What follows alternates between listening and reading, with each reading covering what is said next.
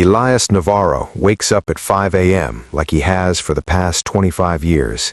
His calloused hands button his work shirt, the same routine that has defined half his life. At 58, his hair has grayed at the temples, but his eyes still carry the sharp focus of a man who built something from nothing. He kisses his sleeping wife on the forehead. Their modest home in San Isidro City tells the story of a working-class family that never missed a bill, never skipped their children's tuition, never gave up. Framed certificates line the hallway: Employee of the Year, Perfect Attendance, Safety Awards, Pride in Labor, Pride in Consistency. At the warehouse, Elias's presence commands quiet respect. Workers nod as he passes. He knows every name, every family situation, every struggle. He remembers when young Mateo started as a nervous teenager and is now raising his own family. He remembers restructuring the entire logistics system that saved the company millions. The owner retired 3 years ago. The new CEO is 32, wears expensive suits, and talks about disruption and innovation. Elias notices the younger man's eyes glaze over during operations meetings. He notices the dismissive tone when discussing legacy systems. But Elias still believes in loyalty. He still believes hard work speaks louder than age. It's a Friday afternoon when Elias is called to the executive office. No warning, no context, just a calendar invite marked urgent. The CEO doesn't look him in the eye. A woman from HR sits in the corner with a folder. The words come fast and rehearsed. Restructuring, new direction, younger, more dynamic leadership, nothing personal, severance package, security will escort you out. Elias's hands go numb. 25 years. 25 years of loyalty, of weekends worked, of emergencies solved at midnight, of training every person who now runs this floor. 25 years reduced to a cardboard box and a security guard waiting by the door. He packs in silence.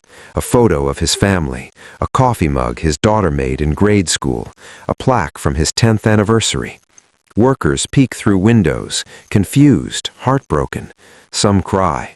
Elias keeps his face neutral until he reaches his car. Then he sits in the parking lot and brakes. His wife finds him there an hour later, still gripping the steering wheel, staring at nothing. She doesn't ask questions. She just holds him while he finally lets the tears fall. That night, their daughter Sophia calls from college, excited about her nursing finals.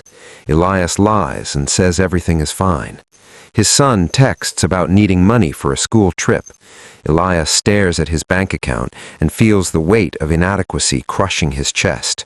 He is 58, too old for tech, too old for startups, too old for cultural fit, too old to matter. The job applications pile up like rejection letters. Every interview ends the same way: polite smiles, promises to call, silence. One interviewer, barely 30, asks if Elias is comfortable with fast-paced environments. Another questions whether he can keep up with digital transformation. A third simply says they're looking for someone who can grow with the company long-term. The savings account shrinks. Sophia's tuition payment is due in 6 weeks. The electricity bill sits unopened on the kitchen table. Elias stops answering calls from friends. He signs up for Grab, a former operations manager, now a rideshare driver. His first passenger is drunk, complaining about his incompetent older co-workers. Elias says nothing, just drives. At 2 a.m., he parks outside a 7-Eleven and eats a cup of instant noodles. Through the windshield, he watches younger drivers laugh and joke. He feels invisible, disposable, expired. His phone buzzes. A fare request, a corporate party in Makati. When he arrives, Elias recognizes the passengers, his former colleagues. They're drunk, loud, celebrating a promotion. One of them recognizes Elias. The laughter stops. An awkward silence fills the car.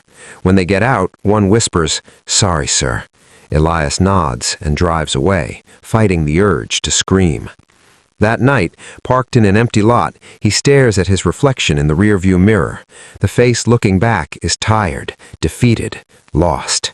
His wife calls. She doesn't ask how much he made. She just says, "Come home. I made your favorite adobo."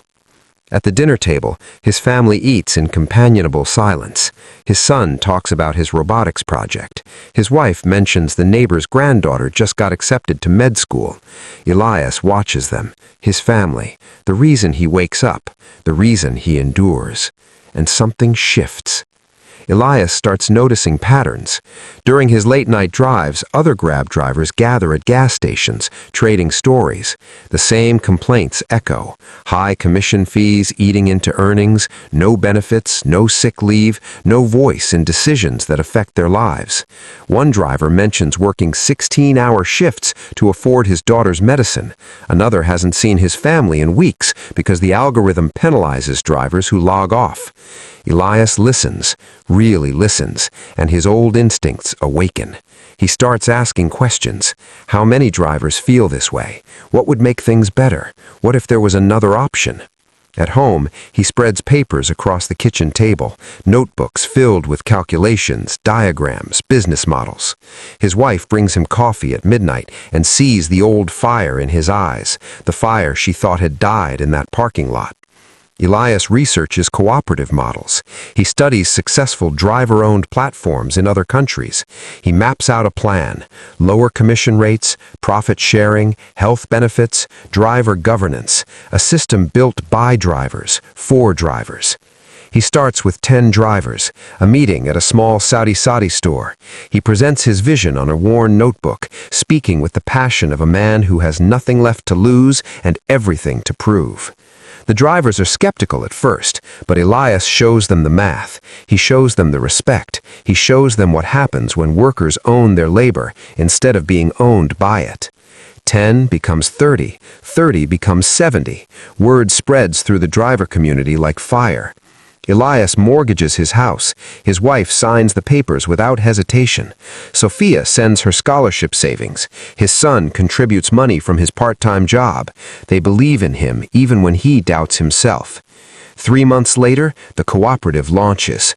Basic, rough around the edges, but 150 drivers strong.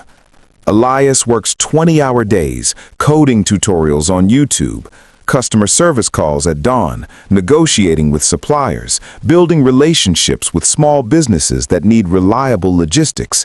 He draws on every skill he learned in 25 years, the skills they said were obsolete. The cooperative grows.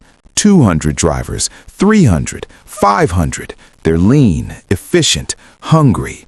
They operate with the precision of a company run by people who actually understand the work. Local businesses start switching. Better service, better prices, better values. And then Elias's phone rings. The voice on the other end is familiar. The CEO, the same man who fired him 8 months ago. The old company is bleeding. Their new operations manager, hired for his fresh perspective, destroyed supplier relationships Elias spent decades building. Delivery times have tripled. Clients are canceling contracts. Employees are quitting. The CEO's voice lacks its usual confidence. They need help. They need someone who knows the logistics network inside and out.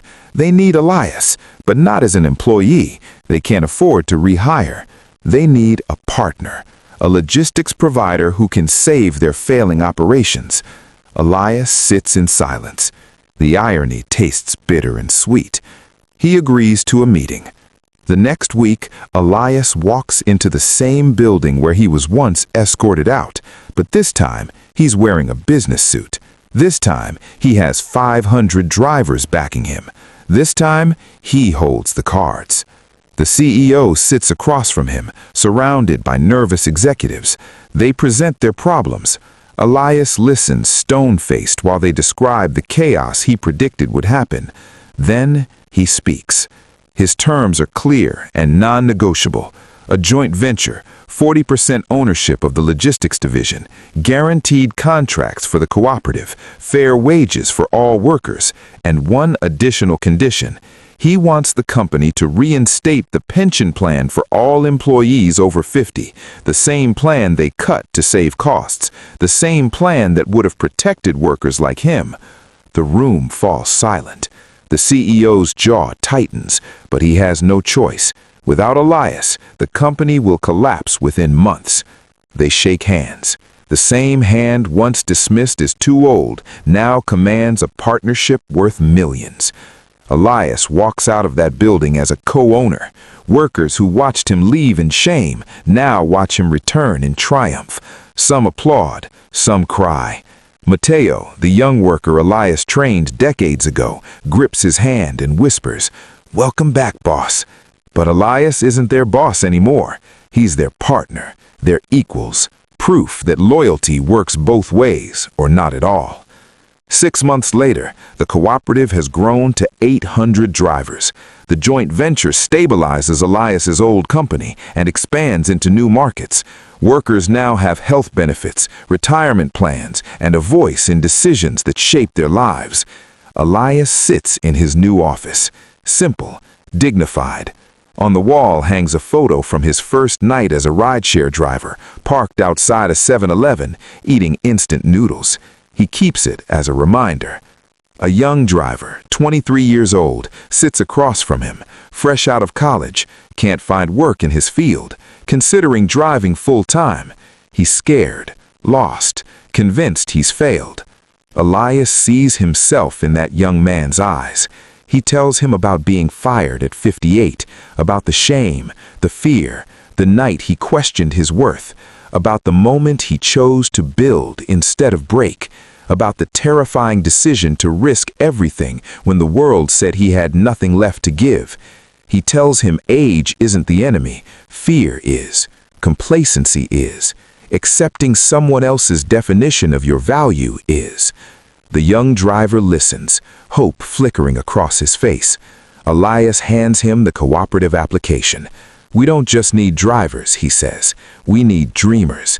We need people who believe they deserve better and are willing to build it." The young man nods, eyes bright. Elias goes home that evening. His wife has dinner waiting, adobo, like always. Sophia is visiting from her nursing job at the hospital. His son proudly shows him a robotics competition trophy. They eat together, laughing, talking, alive with the comfortable chaos of a family that survived the storm. Later, Elias stands on their small balcony, looking out over the city lights. Somewhere in that sprawl, hundreds of drivers are finishing their shifts, heading home to their families, sleeping soundly knowing they have benefits, respect, and a future. He thinks about the CEO who fired him, the man who saw age as a liability instead of an asset. Elias doesn't hate him, he pities him, because that CEO learned an expensive lesson. You can fire a man from a job, you can take his title, his office, his salary, but you can't fire his purpose. You can't fire his dignity. You can't fire the knowledge earned from decades of showing up, solving problems, and caring when it would have been easier to walk away. Elias's phone buzzes. A message from Mateo.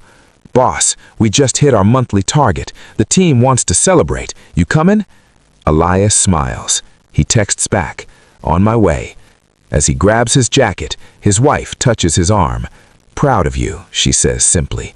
Elias kisses her forehead, the same gesture that has started his day for 30 years. "Proud of us," he replies. He steps out into the Manila night, 59 years old, a business owner, a leader, a father, a husband, a man once told he was too old to matter, a man who proved the only expiration date that exists is the one you accept.